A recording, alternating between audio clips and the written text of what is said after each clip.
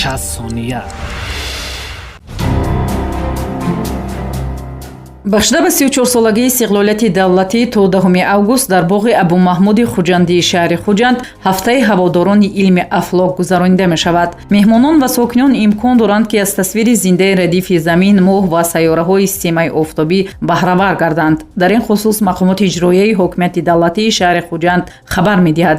дар ин рӯзҳо намоиши хиёбонии моҳ ва сайёраҳо тавассути телескопҳои диҷиталӣ ва рақамӣ ташкил карда мешавад. ҳамарӯза соатҳои 21 ва 22 дар толори осмони ситуразор филмҳои илмӣ низ намоиш дода мешавад. дар рӯзи оғози ин чорабинии иштирокчиён на танҳо аз телескоп бо сайёраҳои системаи офтобӣ шинос шуданд, балки садоҳои ҳар сайёраро аз тариқи барномаи махсус шунида филмҳои илмиро тамошо карданд. ҳаводорони илми афлок, меҳмонону сокинони вилояти Суғд ва шаҳри Хуҷанд метавонанд давоми ҳафта ба планетарияи ба номи Абумаҳмуди Хуҷандӣ дар боғи Абумаҳмуди Хуҷандӣ омада намоиши барномаҳоро ройгон тамошо намоянд.